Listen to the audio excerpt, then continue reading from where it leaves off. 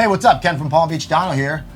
Sorry you haven't seen a bunch of videos by us lately, but we got a lot going on here at the shop. Right here I got Francis. He's the head of our media department. He's been helping us out for a real long time. He's been full-time. I mean, it's been a while now, right? Probably, months, yeah, like 2 or 3 going months. 3 months. Yeah, so he's been full-time. I'm getting everything set up to really push the YouTube channel harder. We've got some really big stuff going on here in person though. We're starting a whole new expansion. We started out back. We're starting Palm Beach Motorsport. It's a wheel and tire business, wheel tire alignment. It's not going to be just for Mustangs. Obviously, we do a lot of Mustangs. We're already doing a lot of wheels and tires for Mustangs, so that's why we went this route. But we're going to service anybody in the high-end market, so keep an eye out for that. That'll be opening sometime in September. And then now we just got another 4,200 square foot building out front, and that's going to be the new main location of Palm Beach Dyno. We're putting in lifts, warehousing, full service shop. Will be able to do everything that you need. And then this location will continue to be the Dyno location. They're all located on the same property in different buildings, and we'll be showing you more of that coming up. Behind me, we've got a whole bunch of new merchandise. So this is our CX1100 shirt. You may have seen us wear this. We really haven't pushed our merchandise on the YouTube channel, so we figured we'd make sure we show you guys what we got. I don't know, maybe this is a limited edition shirt because the CX1100 that you see here is in the back right now getting a Whipple on it by our new mechanic, Jeremy. He is gonna be helpful in getting a lot more content out, specifically on this vehicle. Obviously the Mustangs, you know, that's our bread and butter, so, you know, when we have time, and when we have limited time, we're doing the Mustang stuff, but we're really dedicated to the Godzilla 7.3. So next up for this truck, we'll be doing nitrous, and then after that, some sort of power adder, probably a Whipple, turbo, I'm not sure yet. We got some stickers and key tags. So hopefully you guys like that stuff and check it out. But let's talk about what this video is gonna be about, which is MITM. That's a new event up in the St. Louis area. It's called Worldwide Race Technology. Yeah, Worldwide Technology Race. It used to be called Gateway. Yep. That's an invitational race that I would call like a street drag race, right? So kind of like Texas 2K, NFL 2K, yep.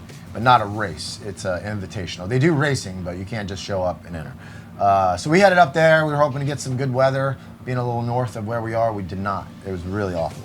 But it was a lot of fun. We didn't go there to win or anything. It was just for fun. So we were bringing some really awesome new projects. This one behind me, Andy's serial number 1 CX1100R. Which you'll be seeing a lot more on the channel here soon. We were testing out the new Datsun clutch. We had some issues there, but it was not with the clutch. I will tell you what it was later on in the video. And Sean's twin turbo GT500.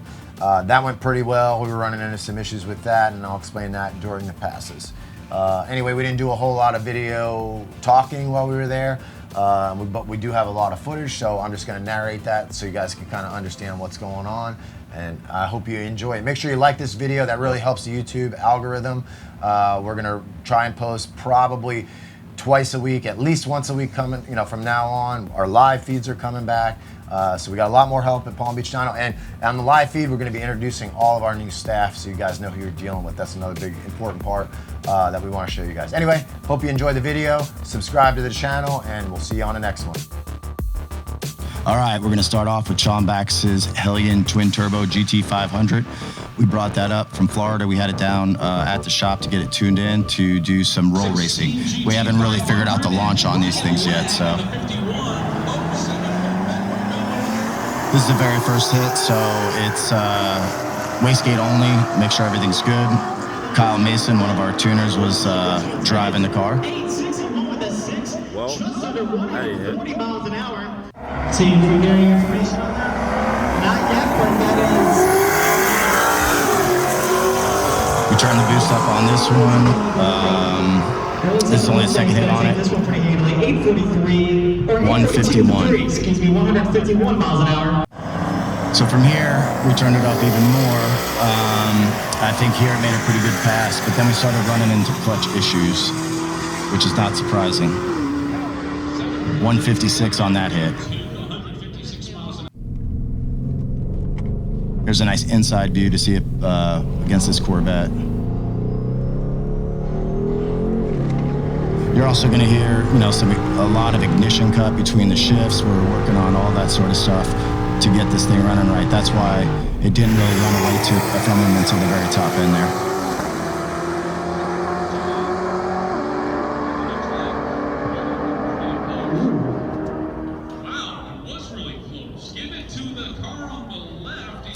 I believe that was his best pass, 158. After that, if we went up any more on boost, it just would not make the shift.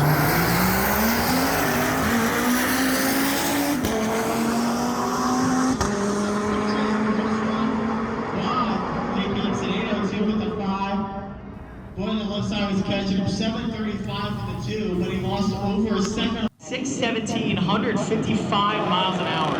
Aaron Owen.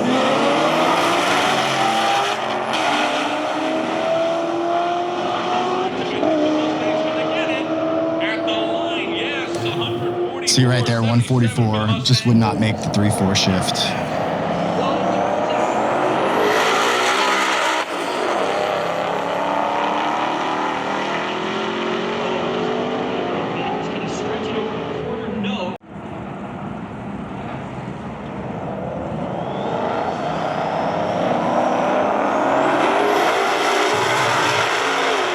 This is actually Andy Wood, the other car we're going to talk about next. In this case, we were having a 3-4 shift problem, but that was for a different reason. So we turned the boost back down on that one, and Sean went 156.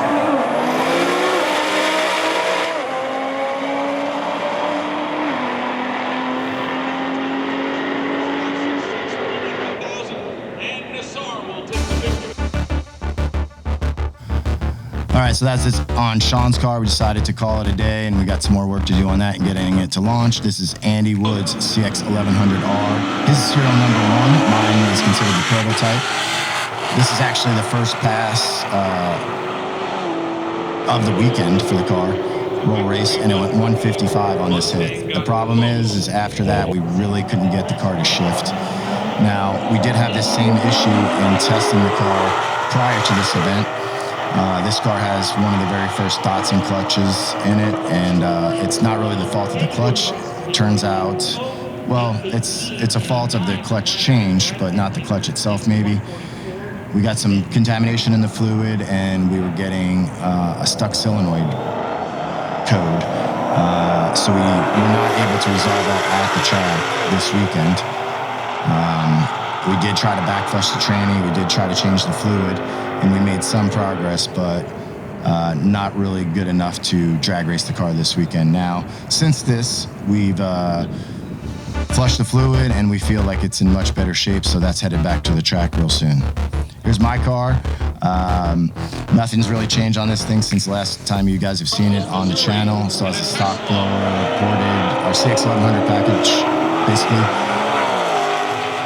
You guys probably saw this race already on the internet. It's it's got a lot of views versus the Tesla. 159 on that hit. That was my very first hit. I was hoping for 160 on this, but it was nice to see it getting close right there on the first one. I lined up against the Tesla again, not really on purpose. I didn't really consider how good of a race this would be. We were just kind of lining up by mistake. And he left on me on the first one. I tried to leave a little bit closer, but he still jumps out on me. But go around him on the big end, obviously. So that one, I think I hit 160 on this one. Can't remember. Yep, 160, just short of 161. And then from here on out, it was just super consistent at 160. Unfortunately for this race, there wasn't a lot of participation at these quote-unquote lower speeds. A lot of the cars were much faster, so we didn't get too far in eliminations. This is one more test hit, I believe. This is probably qualifying. This is the Titan R8 twin turbo setup. At this point, he was still dialing the car in, so he hadn't turned the boost way up on me yet. So it looked like a good race, but that car has a lot more in it. I think he went 170 plus later. 167 to my 160.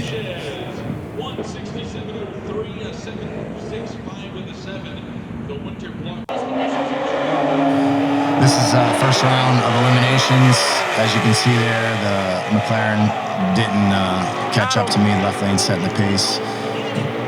they didn't red flag us or red light us, but this didn't count. But 161 there, 755.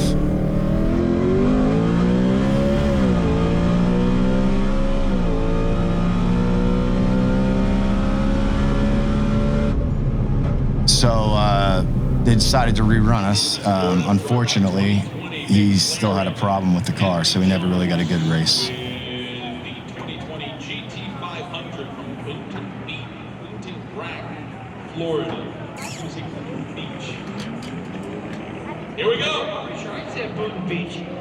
Oh, yeah, you can hear it now. He kept pace with me, but I think the car went into failsafe on him or something like that.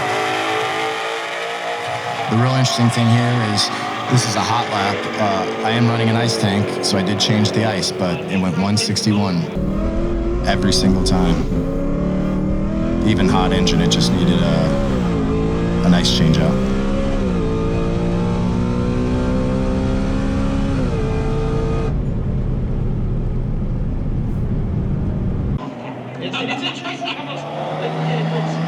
And here I was just completely outgunned, but I didn't even have a fighting chance because the belt had broken on the previous pass, and I didn't know it. So that was it for me in the roll race. Nice. I would have lost anything on that one. So. Yeah. You running like 170 something? I think on that one. Yeah. All right, so here's some drag racing. That's Andy Wood over there in the right lane. Like I said, we were having problems with that car shifting all weekend. He did try to make a hit or two. I'm not sure what happened on this one. The car has been 950s, but not at this event.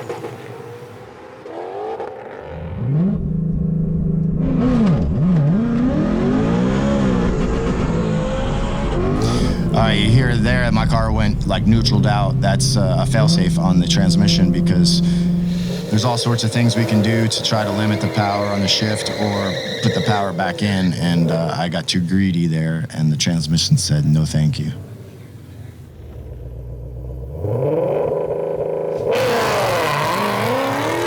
Hoping to have this car worked out really soon. Actually, we have a track rental this upcoming week.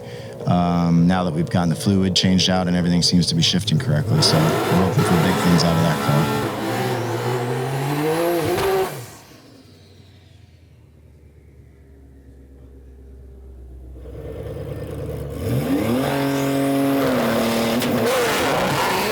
I believe this was my best pass of the weekend. With the 161 traps I was putting up, I was really hoping, even though it was unbelievably hot, I was hoping we had a chance at that 8-second pass. So this was a little bit of a weak launch.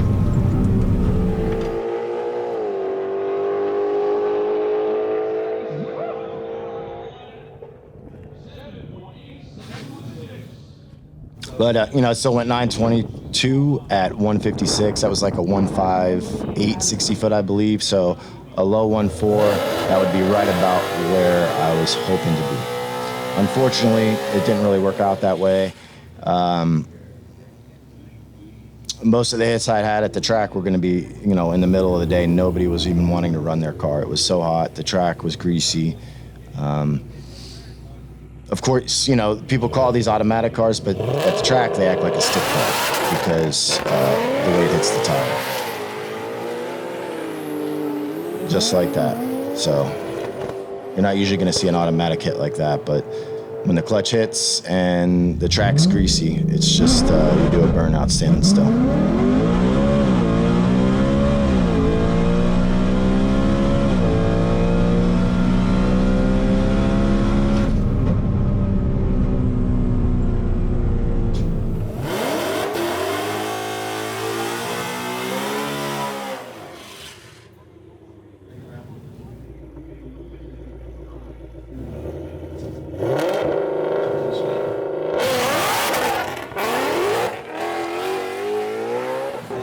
So here, when you're trying to get these cars dialed in, you don't have full control over the TCM, so you're doing some things to get more power on the hit, and it's just very, very touchy, obviously, as you can see. It was just one spin after the other.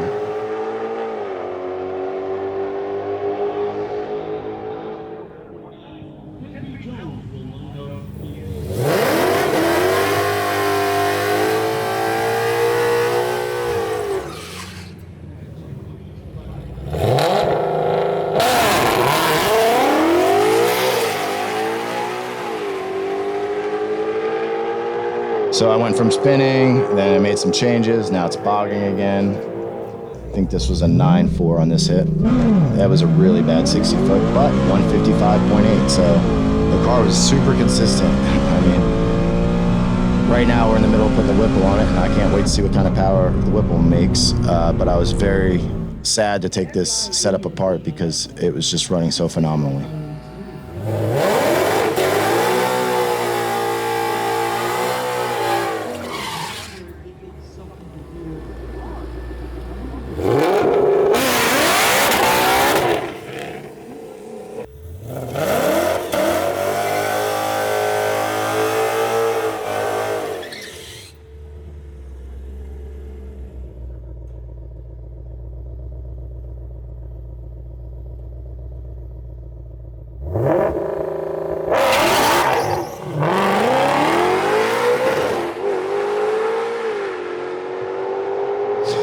Now, another thing we did learn on dialing Andy's car in, or trying to, is the track pack car. Since it does have a different suspension tuning, we do run different settings on the track pack cars than we do on my car because it was spinning so bad. It's just a little too stiff in track mode.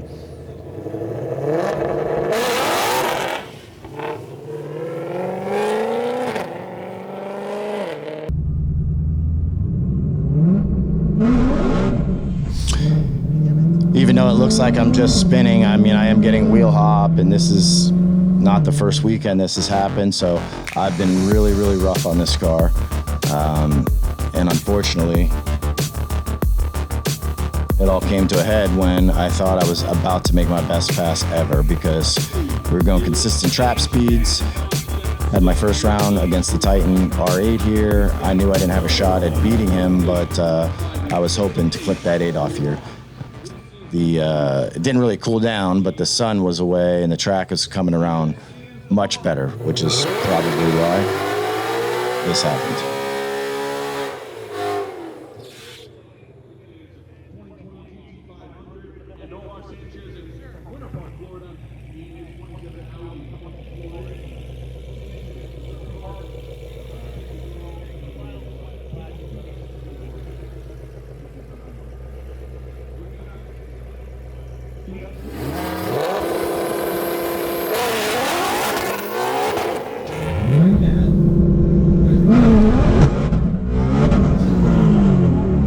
And that's all she wrote.